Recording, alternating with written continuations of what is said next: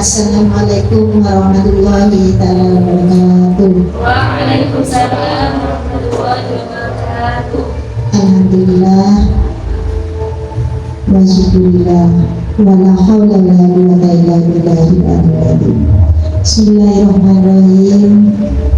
Wassalatu wassalamu ala asyrofil anbiya'i wal mursalin sayyidina Muhammadin wa ala alihi wa sahbihi ajma'in. Pertama-tama saya panjatkan rasa syukur kehadiran Allah Subhanahu wa taala yang mana pada hari ini kita bisa melaksanakan praktek nyata untuk GP yang ada di SD Islam Tarbiyah ini.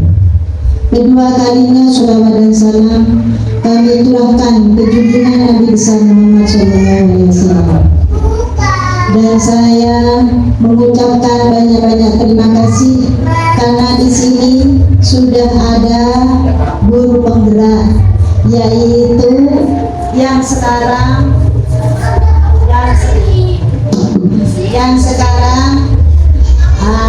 akan diadakan aksi nyata oleh Bapak Rizky Abdul Hidayat sebagai guru penggerak. Maka dari itu kami buka acara ini dengan surat Al-Fatihah.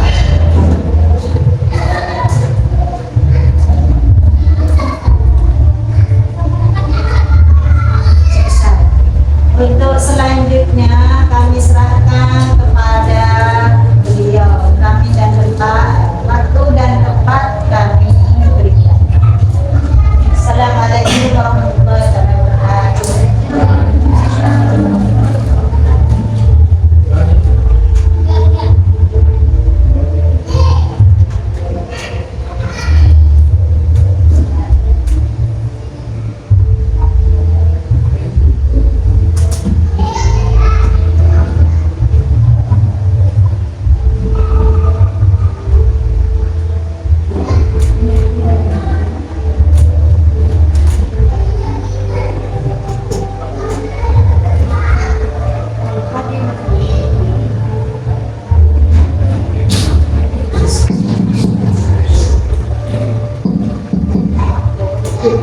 Cek.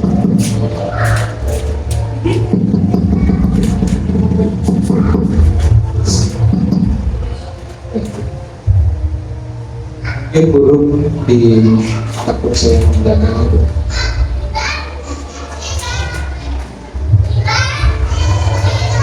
Baik, terima kasih. Assalamualaikum warahmatullahi wabarakatuh. Yang saya hormati Ibu Kepala Sekolah SD Islam Tarbiyah, yang saya hormati juga rekan-rekan guru yang ada di sekolah SD Islam Tarbiyah. Baik, tanpa lama-lama, sekarang saya akan mencoba presentasikan tugas dari guru penggerak, yaitu diseminasi budaya positif. Lanjut, Pak.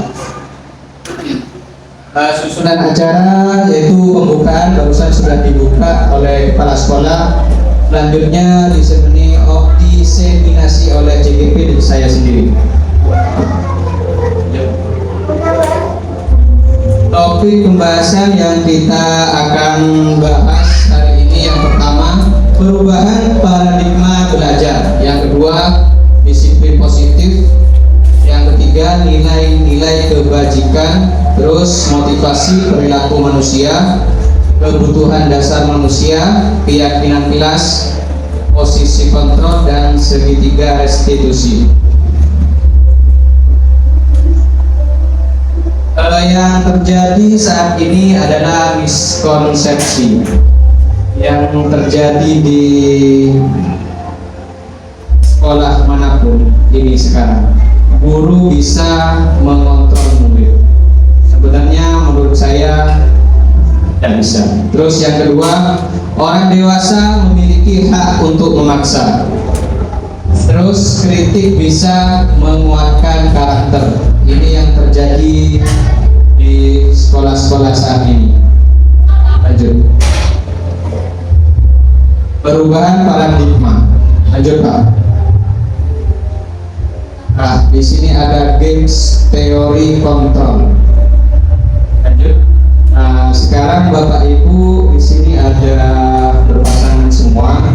Ada A dan B. Saya minta tolong mungkin burung berpasangan sama Bu Ila, Bu Nai sama Bu Hoy, Bu Dias sama Pak Kifli, Bapak Ari sama Mas Vicky. Di sini anggap di tangan Bapak Ibu yang A, pilihlah A atau B yang berpasangan. Ada sesuatu benda atau kertas, Pak Vicky silakan di belah Pak Dias. Sebuah benda itu ditaruh di genggaman, yang B atau pasangannya itu merayu apakah bisa yang A ini sekiranya membuka kepala tersebut. Dicoba, silakan. Boleh kertas, salah satu aja yang mengepal. Mungkin Bu Burung yang mengepal, Bu Ila yang merayu. Anggap aja benda atau kertas itu sesuatu yang paling berharga untuk yang A. Boleh. Digenggam. Yang B, dengan cara apapun supaya yang A bisa membuka. Boleh, rayu sekarang. Boleh, silakan.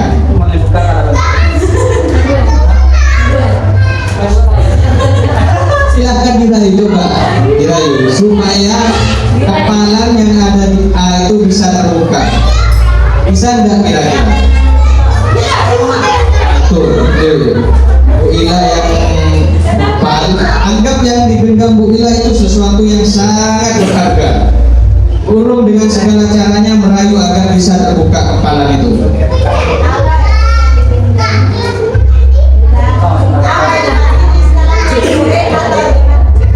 Terserah dulu dengan cara apapun, bebas Bu. Dengan paksaan, dengan apapun, ya tapi jangan konteks kepala sekolah, jangan guru Bu. Aku mungkin nanti begitu. Sekiranya boleh teman, boleh. Kira-kira bisa enggak dengan paksaan, dengan rayuan, apa yang terjadi di situ? Ada yang bisa buka? Coba.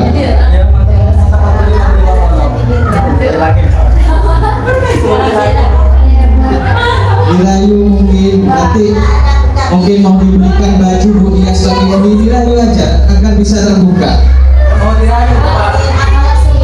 Atau dikili-kili sekiranya bisa dibuka. Tapi dianggap yang di dalam genggaman itu sesuatu yang sangat berharga. Ya boleh diiming-iming mobil Pajero, Alphard, apakah bisa terbuka?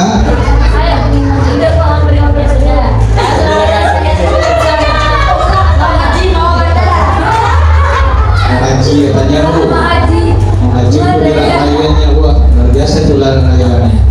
Gimana, ada yang bisa terbuka? Saya buka, punya buka terbuka. Karena tergoda sama apa dulu tadi? Umroh sama haji. Pasti punya alasannya karena cuma satu yang bisa terbuka. Jadi intinya teori kontrol itu kita tidak bisa membuka atau memaksa orang lain, tetapi Bu Boy tergoda karena ada sesuatu yang diinginkan. Boleh dilanjut Pak? Nah, kesimpulannya kita itu tidak bisa mengontrol orang lain, tetapi tadi punya Bu Boy bisa dikontrol oleh Bu Nai karena diiming-imingi umroh dan haji. Terus yang kedua, mereka sendirilah yang bisa mengontrol dirinya sendiri. Terus nah yang terakhir ini, setiap perubahan pasti ada tujuannya. Tujuannya Bu Hoy tadi pengen umroh dan haji. Tapi dari keseluruhan kesimpulan, tidak ada yang bisa mengontrol diri kita sendiri kecuali kita sendiri. Lanjut Pak. Disiplin positif bukan hanya kepatuhan semata, tetapi lebih pada motivasi internal.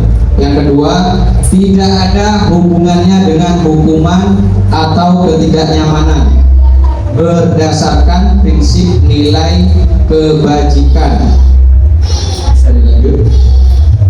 Nilai kebajikan yang dimaksud yaitu sifat positif manusia yang merupakan tujuan mulia yang ingin dicapai setiap individu. Contohnya nilai kebajikan inovatif, kompetitif, benaran kritis, dan religius. Ini ada di profil pelajar Pancasila. Terus jujur, tanggung jawab, mandiri, kreatif, menghormati orang lain, saling menyayangi, dan kolaboratif. Sekarang briefing dulu. Lanjut Pak. Di sini ada emoticon yaitu senyum. Lanjut.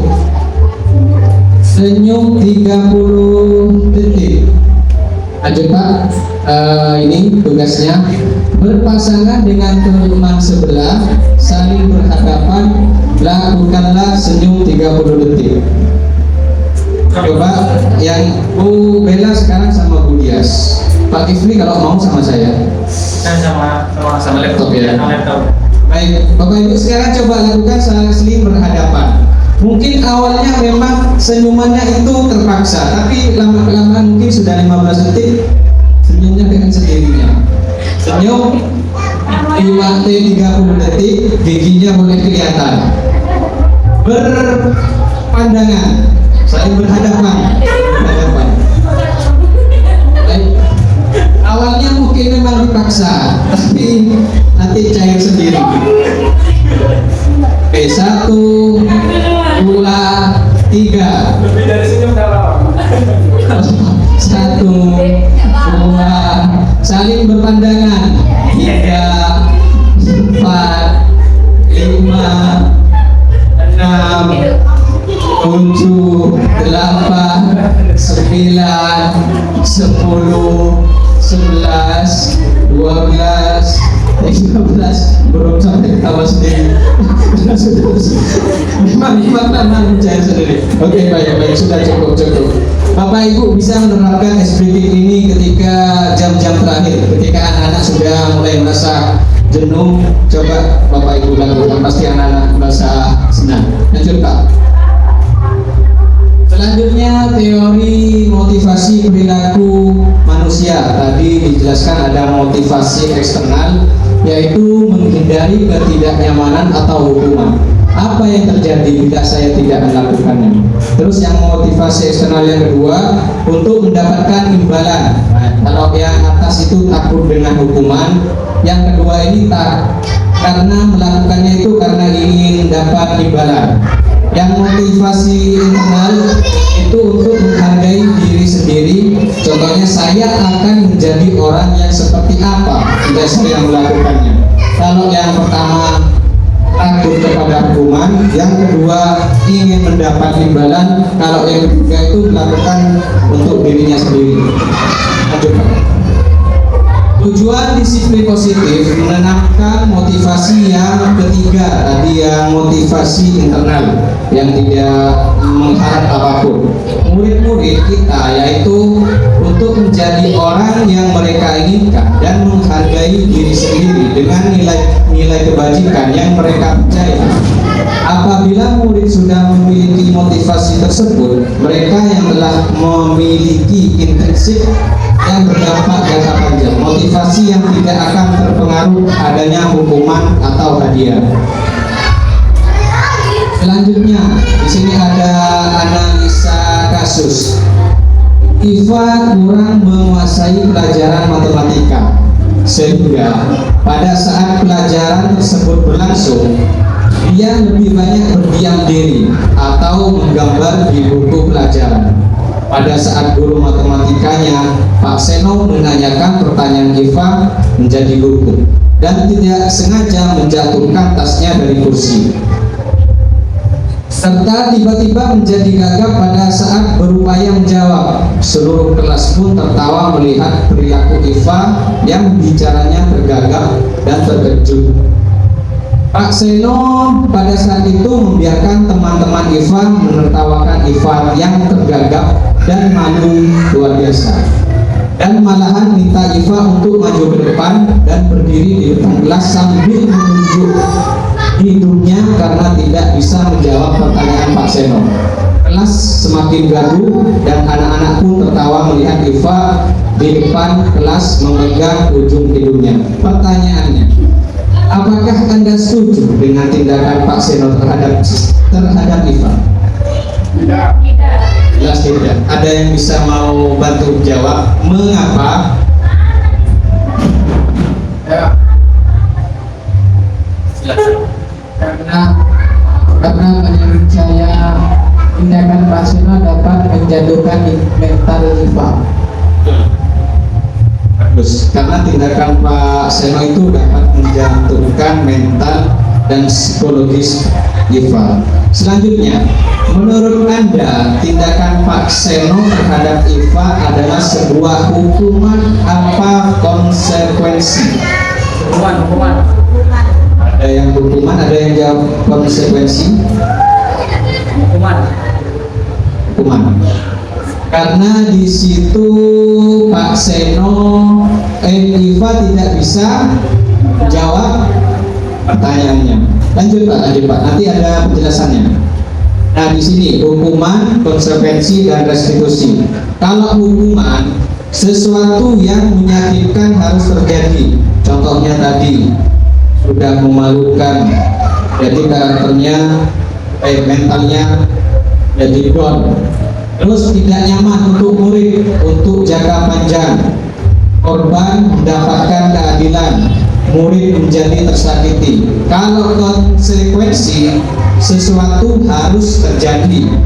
Tidak nyaman untuk murid untuk jangka pendek. Jadi ini hanya untuk jangka pendek.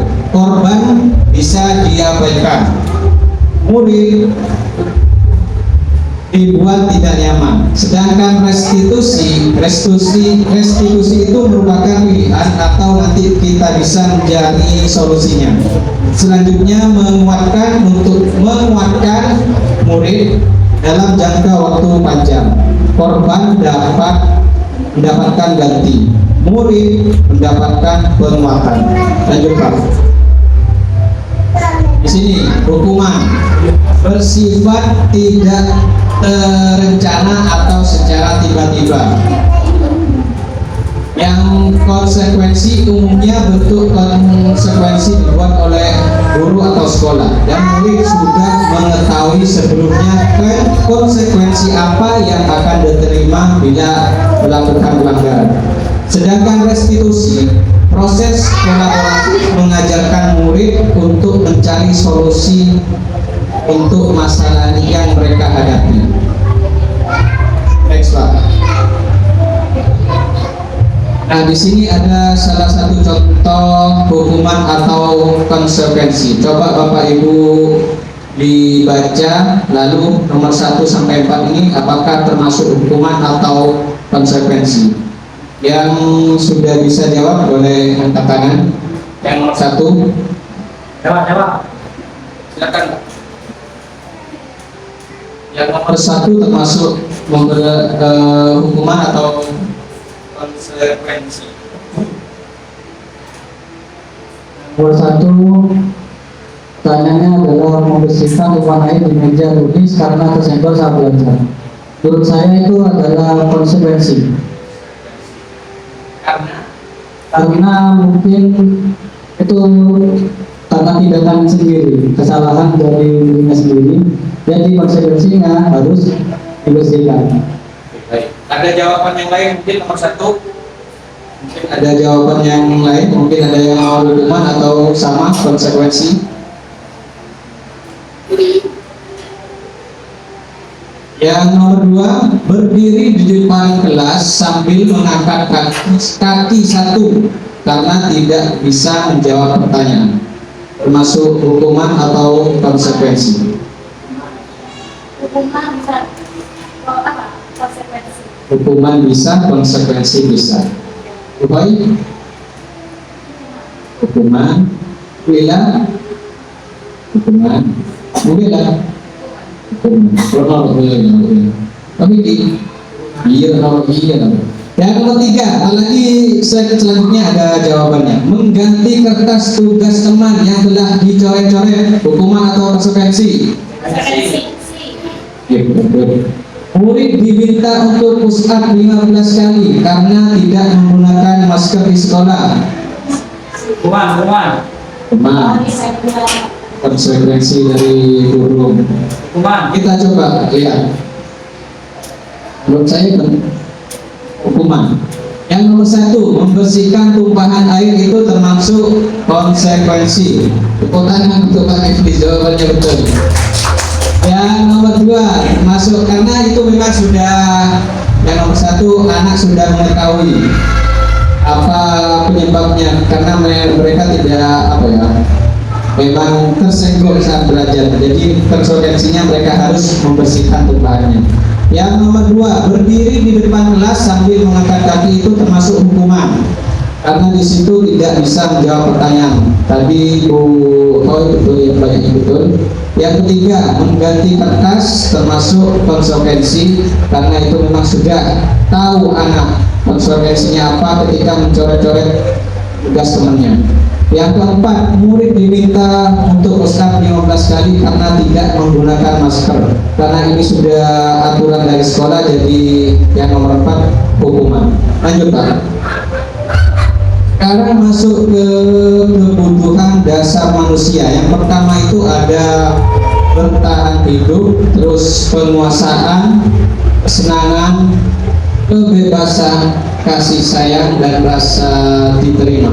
Bertahan hidup ini contohnya ketika kita berada di rumah, keperluan kita seperti pakaian, makanan, apakah kita sudah terpenuhi.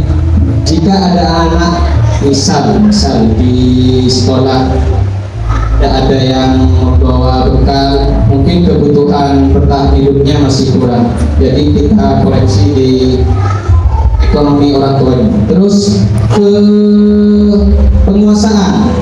Maksud penguasaan di sini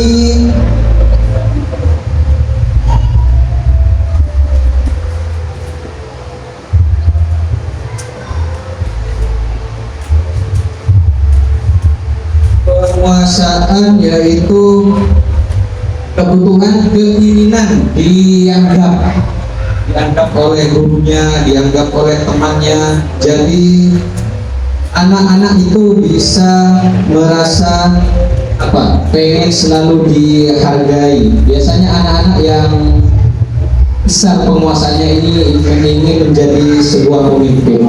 Terus yang kasih sayang dan rasa diterima ini seperti halnya orang tua. Anak-anak memiliki kebutuhan dasar yang tinggi biasanya di lingkungan mereka. Bagi mereka teman sebaya sangatlah penting. Mereka juga biasanya suka bekerja kelompok. Dalam yang selanjutnya, kesenangan. Kesenangan ini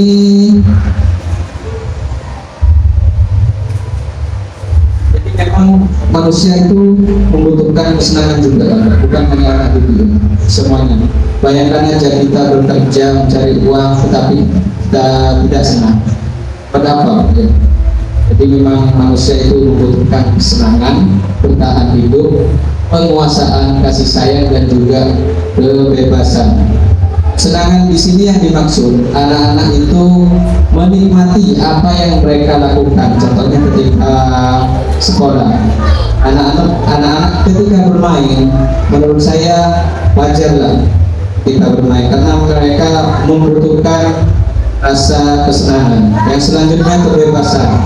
Kebebasan ini bebas bergerak, tidak terpengaruh orang lain. Contohnya jika anak-anak malas belajar dengan metode-metode yang lain, kita bisa menanyakan apa yang mereka inginkan untuk belajar hari ini. Kita perlu dilanjut saja karena masih banyak. analisa kasus lagi di sini. Ibu Ani adalah guru kelas 5. Guru kelas 5 di SD Pelita Hati sedang bingung menghadapi ulah salah satu murid di kelasnya. Agus di kelasnya namanya Agus. Beberapa anak telah datang dan mengeluhkan Agus seringkali meminta bekal makan siang mereka dengan paksa. Jika Anda menghadapi situasi seperti Bu Ani, apa yang akan Bapak Ibu lakukan? Mungkin Bu Naini. Kalau saya pribadi, memanggil Agus terlebih dahulu, Ya, berbincang-bincang sampai ya, berdua. berbincang-bincang santai berdua ya. Kemudian diselingi motivasi-motivasi dan nanti pada intinya itu ujungnya ke permasalahan tersebut. Ya, karena Agus ini sering kali meminta bekal makan siang teman. Lanjut Pak. Nah, ini tadi sedang bingung ulah salah satu muridnya di kelasnya Agus. Beberapa anak telah datang mengeluhkan Agus seringkali meminta bekal makan siang. Lanjut Pak.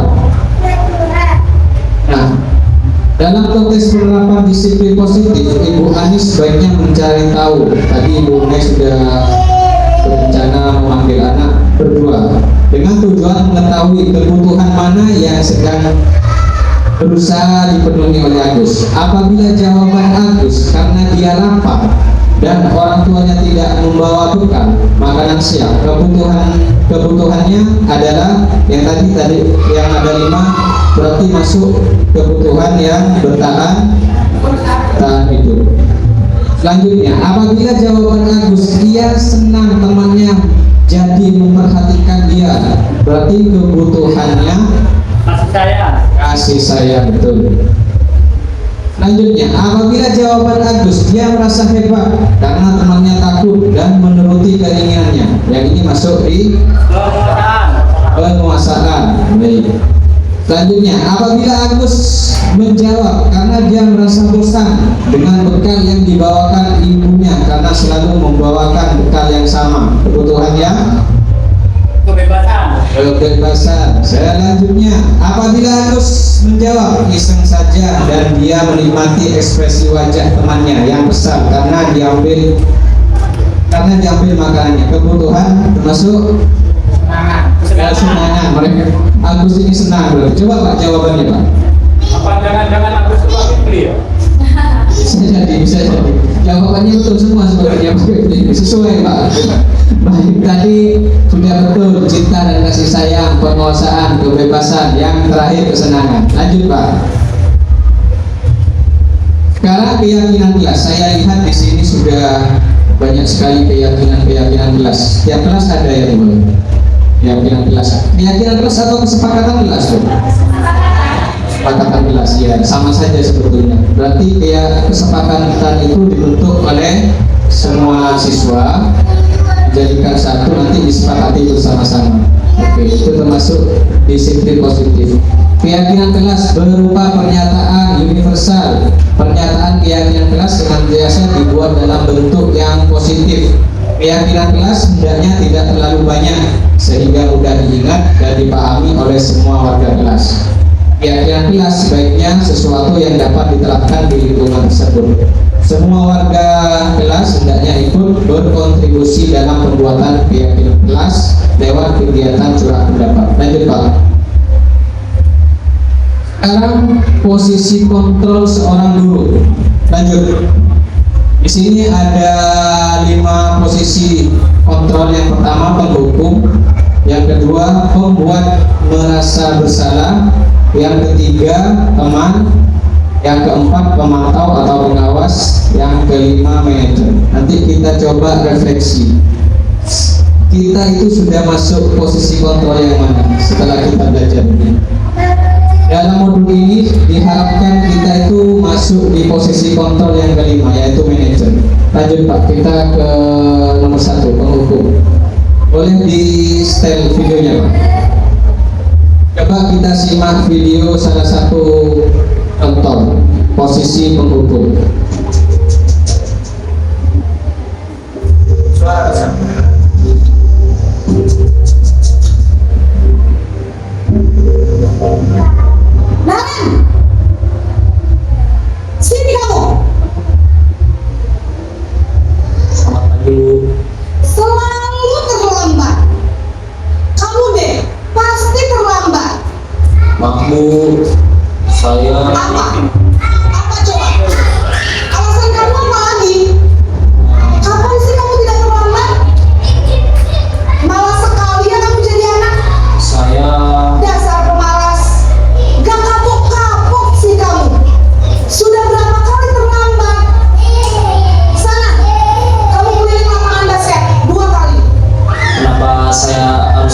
lapangan basket, Bu.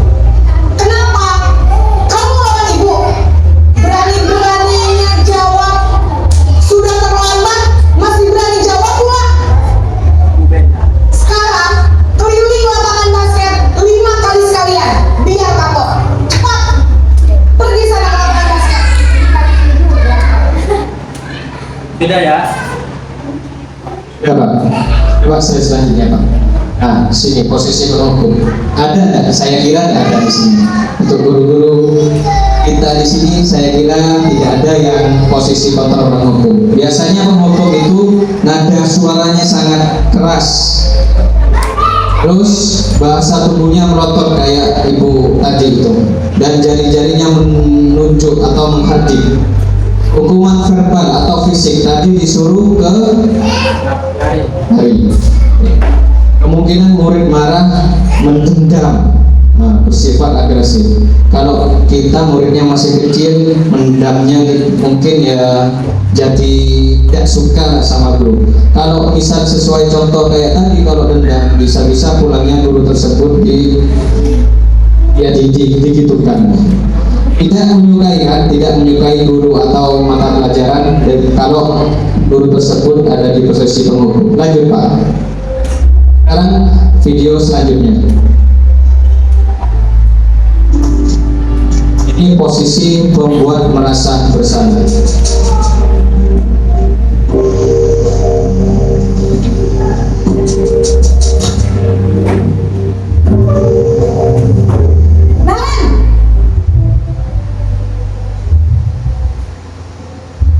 Selamat pagi, Bu.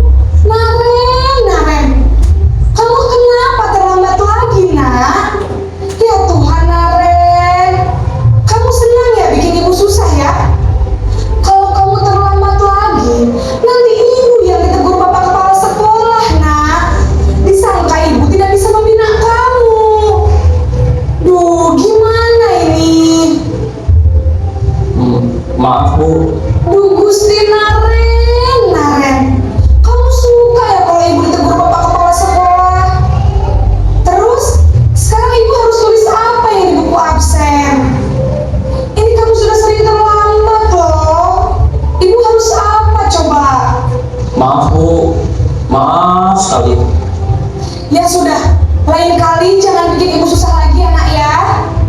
Ibu tidak akan kuat lagi kalau kamu begini terus. Bisa jantungan kalau ibu ditegur bapak kepala sekolah. Sana cepat ke kelas. Maaf ya, Bu. Maaf sekali. Baik, itu salah satu contoh posisi kontrol dulu pembuat merasa bersalah anak. Kata-katanya sudah tidak terlalu keras seperti yang penghukum, lebih halus, bahasa tubuhnya merapat dengan anak, tapi lesu. Tadi sempat ibu itu menyatakan apa yang saya akan laporkan kepala sekolah bisa membuat ibu jantungan. Jadi anak tersebut bisa menjadi rasa bersalah sama sekali. Murid akan merasa bersalah telah mengecewakan ibu atau bapak gurunya. Kemudian murid merasa menjadi orang yang gagal dan tidak sanggup membahagiakan orang lain. Selanjutnya Pak, ada contoh yang ketiga. Ini contoh posisi teman.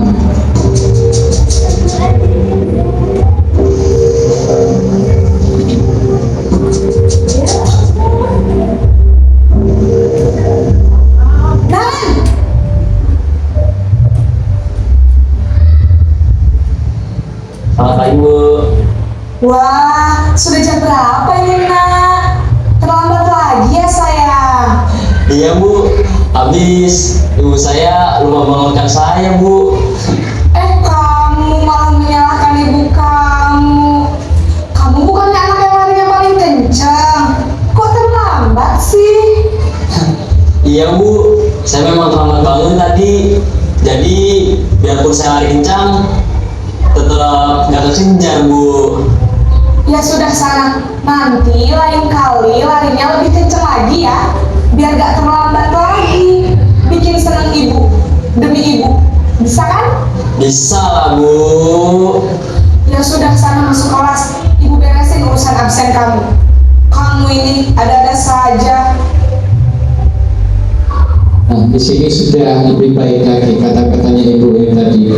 Di sini sudah lebih akrab, bercanda, bahasa tubuhnya sudah, katanya sudah ada senyumnya sambil bercanda. Terus identitas tercipta, identitas sukses berhasil, masih dorongan eksternal. Murid akan merasa senang dengan guru. Sisi negatifnya, murid tersebut menjadi bergantung pada guru tersebut karena dianggap sebagai teman. Hanya akan berbuat sesuatu bila yang menyuruh adalah guru tersebut. Mungkin kalau guru lain, misalkan ini terjadi di sini, yang menyuruh awalnya sebagai teman Pak Ari, ketika Pak Vicky nyuruh mungkin beda. Ditanya, lanjut Pak. Ini contoh posisi pemantau.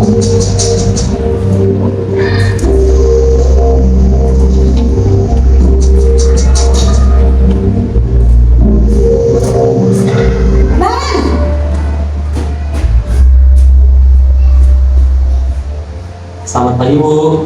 Nah, Ren, apa peraturan sekolah kita tentang jam berapa kita harus masuk sekolah, nak? Kita harus di sekolah jam 7 Bu. Iya, betul. Sekarang sudah jam 7.20. Nah, Ren sudah tahu konsekuensinya jika terlambat hadir. Paham Bu, saya harus tinggal kelas pas jam istirahat selama 20 menit. Iya, benar. Konsekuensinya demikian. Jadi nanti jam 9.30 pas istirahat, kamu harus tinggal di kelas, kerjakan tugas tambahan untuk ketertinggalan kamu, ya? Baik Bu. Baik, posisi pemantau ini sudah ada datar dan bahasa tubuhnya formal, tetapi tadi Ibu sudah memberikan konsekuensinya. Anak tersebut juga sudah mengetahui posisi mereka yang telah mereka lakukan datang terlambat, mereka sudah tahu konsekuensinya apa. Terus tercipta identitas sukses atau berhasil. Namun guru perlu senantiasa memantau, tetap mengawasi setiap kali siswanya diberi sanksi. Dampaknya, murid akan menghitung konsekuensi dan hadiah tanpa memahami nilai kebajikan yang dituju. Terus tidak sepenuhnya mandiri. Lanjut Pak, contoh yang terakhir posisi manajer. Kita diharapkan berada di posisi yang ini.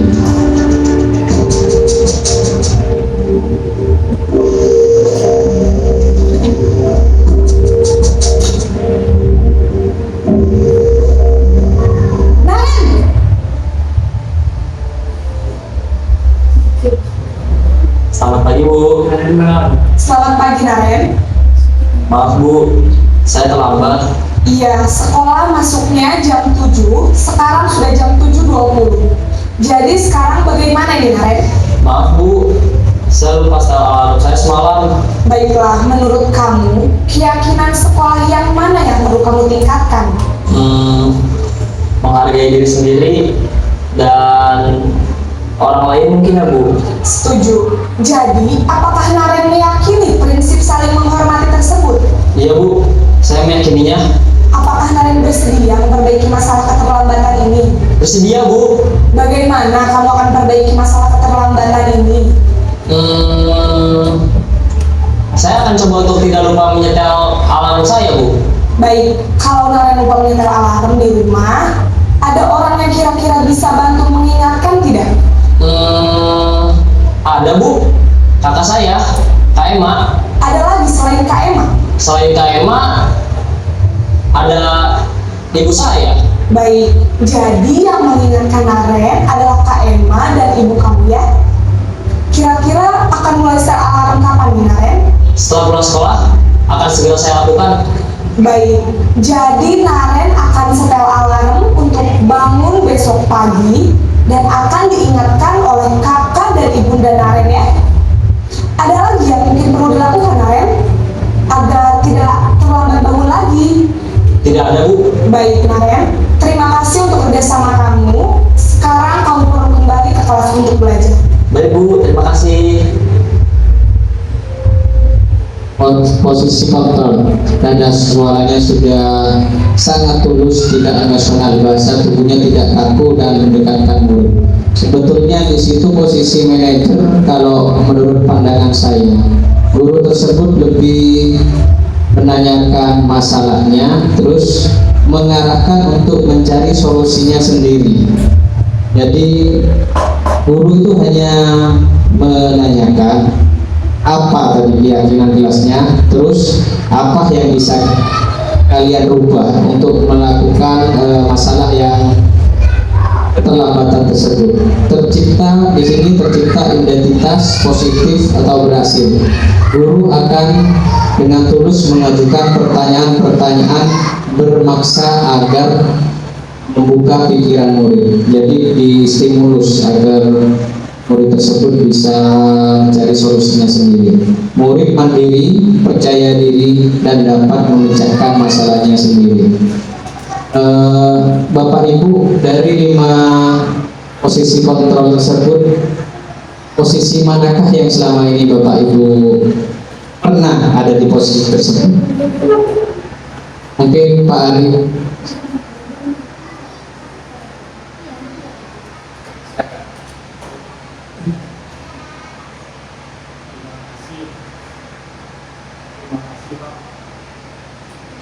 Terima kasih Kasih. Bagi saya berkomentar di posisi yang pertama dulu. Soalnya saya pernah bertindak seperti itu di kelas 5 sama kelas 3. Karena siswa itu juga butuh ya, untuk hukuman itu yang terpenting bagi saya sewajarnya atau sepantasnya. Karena anak itu ada efek jerah juga. Dan yang saya pelajari yang kedua, bukan saya ini merasa, tapi saya bukan merasa sok atau bagaimana.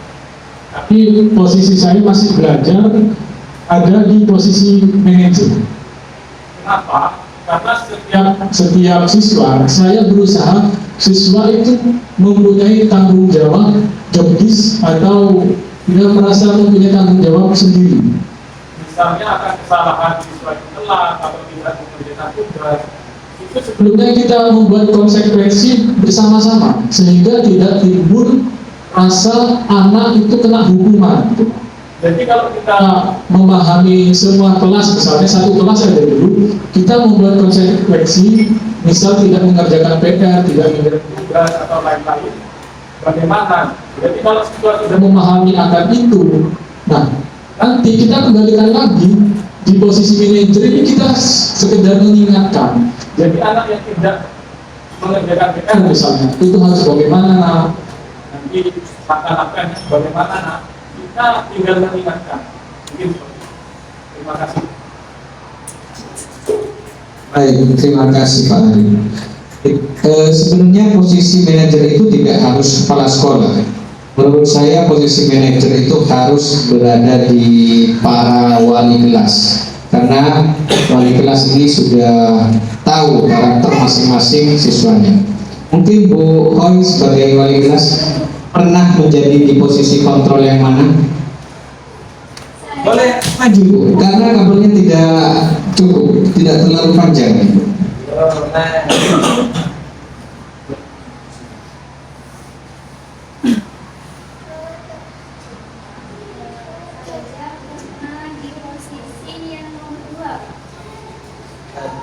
Kedua itu membuat merasa bersalah.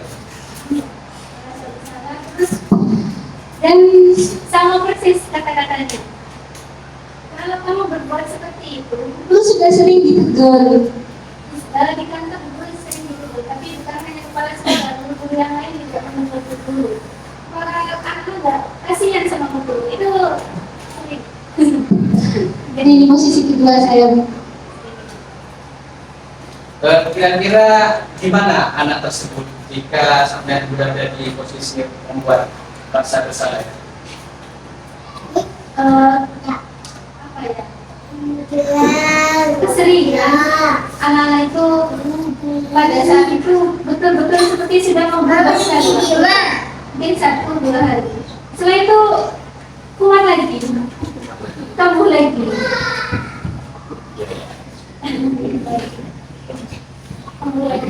kelas 6.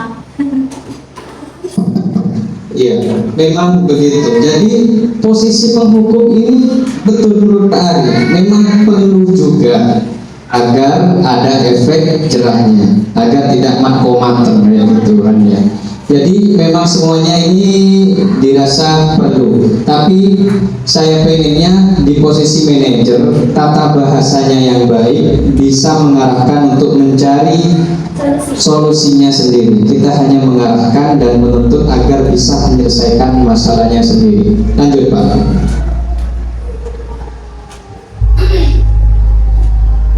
Ini 5 posisi kontrol. Bang jelas ya. Penghukum, menghardik itu kata-katanya keras, terus sering membentak, menjadi apa ini? Menyakiti. Terus guru berkata, contoh perkataan guru yang di posisi penghukum, kamu tidak apa ini melakukannya, awas ya. Nah di situ ada ancaman, Terus hasilnya memberontak, hasilnya anak akan memberontak, menyalahkan orang lain atau berbohong. Kaitan dengan Pakai kacamata nggak kelihatan.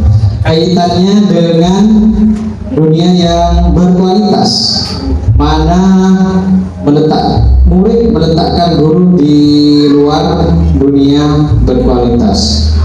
Murid berkata, biarkan saja, nanti juga marah lagi.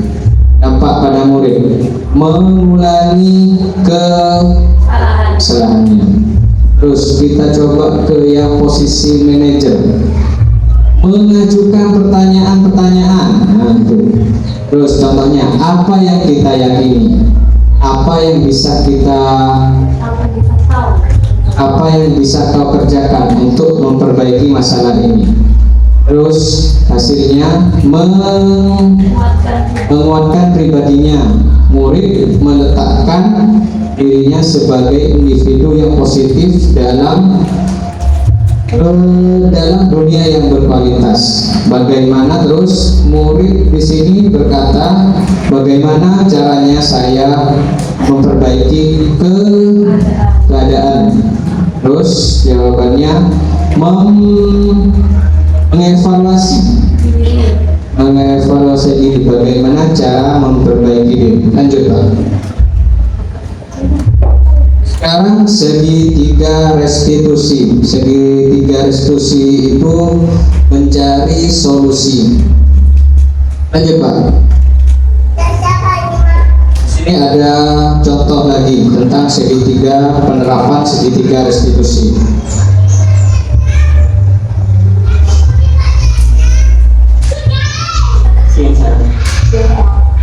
Sudah lama nggak ketemu Sarah? Kenapa hari ini ada di sini? Kesel Pak, kesel banget. Masa aku dikatain tukang fitnah Pak? Ya aku marah lah. Aku balik katain Eka di depan kelas. Kesel banget. Oh begitu. Ya pasti kamu marah dan kesal. Bapak juga akan marah apabila ada yang menuduh Bapak seperti itu. Kemudian pada saat itu kamu mau melakukan apa?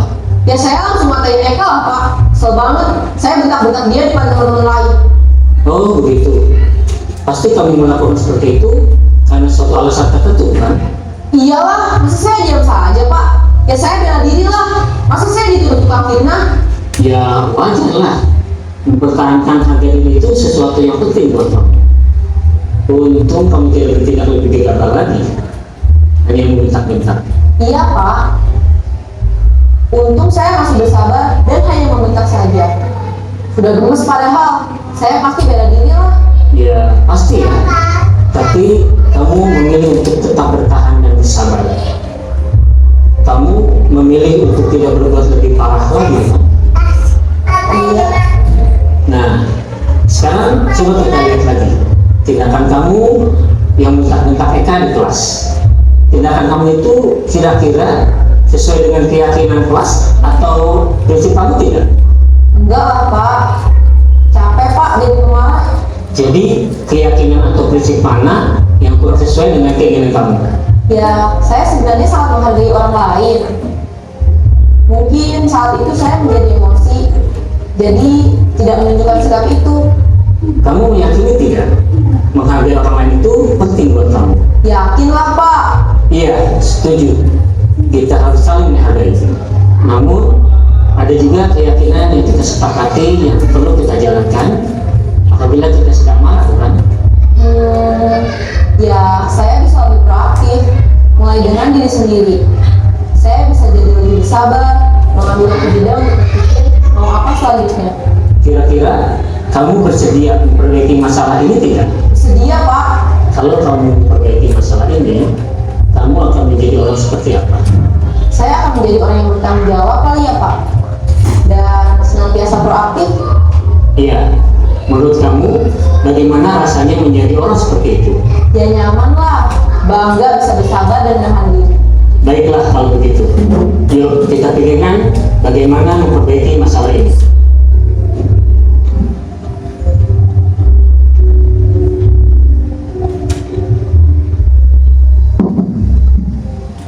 Itu salah satu contoh segitiga restitusi. Jika terdapat masalah, dipanggil oleh salah satu gurunya, menanyakan apa masalahnya, terus masalah tersebut sudah termasuk melanggar keyakinan kelas yang sudah disepakati atau tidak. Setelah itu gurunya juga mencarikan solusinya, apa yang mereka perlu lakukan dan apa yang akan mereka lakukan dari masalah tersebut.